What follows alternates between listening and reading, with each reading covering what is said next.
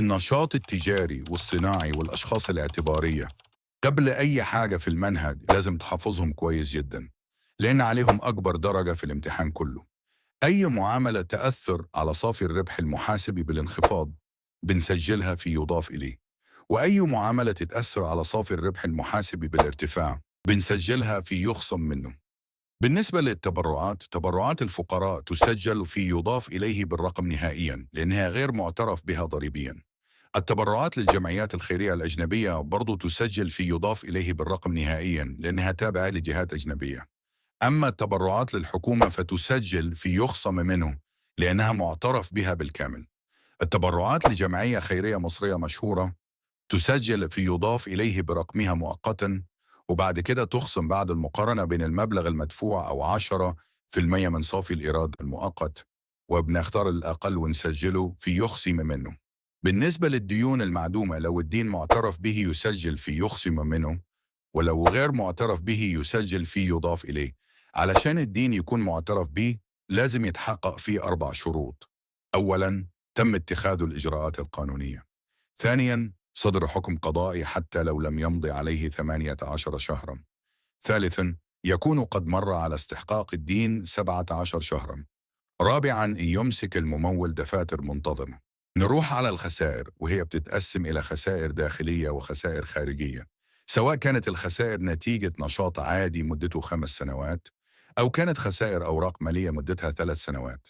فلو السؤال قال تضمنت المصروفات ما يلي، ده معناه إن الخسائر تم معالجتها بالفعل وأثرت على الربح، وبالتالي تسجل في يخصم منه بالرقم. الخسائر الداخلية تسجل في يضاف إليه مؤقتا، ثم تخصم في يخصم منه بعد التبرعات. أما الخسائر الخارجية فتسجل في يضاف إليه مؤقتا، ثم تسجل أيضا في يخصم منه. ولو السؤال قال إذا علمت أن الخسائر لم تعالج ولم تؤثر على الربح، فده معناه إنها لم تسجل، وساعتها تسجل في يضاف إليه بالرقم. في حالة الخسائر الداخلية تخصم من يخصم منه بشرط إنها تكون في حدود ال5 سنوات. أما الخسائر الخارجية فتخصم. لو قالك في التمرين إن في قرض من شريك متضامن أو من شخص طبيعي، يبقى تسجله في يضاف إليه بالرقم مباشرة من غير أي مقارنة أو تحليل. أما لو لقيت في التمرين إيراد من حل أو إيراد من ثروة سمكية أو نشاط داجني أو استصلاح أراضي صحراوية، فهنا بتشوف المدة. لو النشاط ده استمر لأكتر من 10 سنين، يبقى الإيراد ده يضاف إليه. لكن لو المدة ده أقل من 10 سنين أو حتى بالظبط 10، يبقى يخصم منه. نيجي للجزاءات المالية والتعويضات. لو الجزاء جنائي، يعني ناتج عن حكم قضائي بسبب مخالفة، فده على طول يضاف إليه بالرقم كامل. لكن لو الجزاء أو التعويض ده كان عقدي، يعني ناتج عن مخالفة في عقد بين طرفين، يبقى يخصم منه.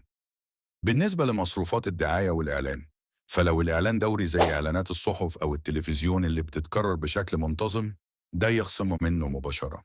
لكن لو كانت حملة إعلامية، فهنا لازم نقسم المبلغ على 3 ل5 سنوات، وبعدها نشوف الفرق، هل هو يأثر على الربح ولا لا، وساعتها نحدد هيروح يضاف إليه أو يخصم منه. أما لو الإعلان ثابت زي اللافتات أو لوحات الطرق، فبنضرب المبلغ في 25% ونشوف الناتج هيأثر إزاي على الربح، ونقرر الفرق ده يروح فين. أرباح صناديق التأمين الاجتماعي للتنمية بتتعالج بره التمرين، لكنها بتتسجل في يخصم منه، بس لازم يتوفر 5 شروط. أول شرط إن الممول يمسك دفاتر منتظمة، وتاني شرط إن الإعفاء الضريبي يكون لمدة 5 سنين، وثالث شرط إن الإعفاء ما يزيدش عن 50% من الأرباح، ورابع شرط إن الحد الأقصى للإعفاء يكون 50,000 جنيه، وآخر شرط إن الإعفاء يكون في حدود رأس المال. أما عن الإهلاكات، فبتتحسب دايما عن طريق ضرب قيمة الأصل معدل الإهلاك مدة الاستخدام. وبالنسبة للمعدلات، فالمباني وما يعادلها بيكون المعدل 5%.